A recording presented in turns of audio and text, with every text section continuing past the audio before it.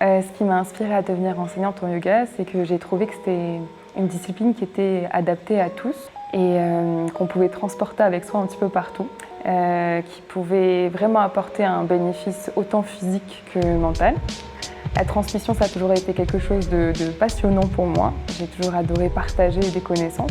Au Maroc en particulier parce que je suis venue m'installer ici il y a 2 ans et demi et ça faisait sens de développer cette activité ici, de le partager avec des personnes qui vivent sur Marrakech, des personnes de passage.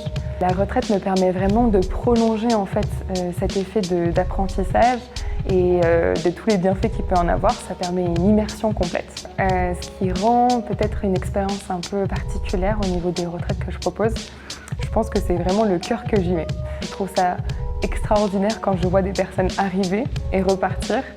C'est toujours une expérience qui est un petit peu transformative parce que les gens ne prennent pas beaucoup de temps pour eux au quotidien.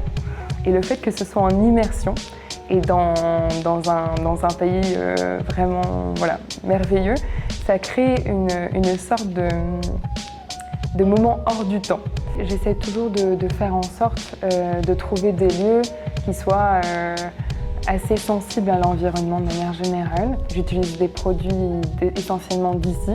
Je travaille avec des marques locales, avec des marques qui essaient justement de travailler dans une dynamique de durabilité. Donc l'avantage d'organiser des retraites au Maroc, c'est que c'est hyper diversifié en termes d'environnement. On a des paysages qui sont vraiment différents les uns des autres. Et du coup, les personnes, quand elles viennent faire des retraites de yoga, elles peuvent aussi découvrir ces environnements-là. Et c'est toujours des endroits uniques, donc ça leur permet de voyager, de faire des marches, d'observer, de méditer et en même temps de pratiquer le yoga.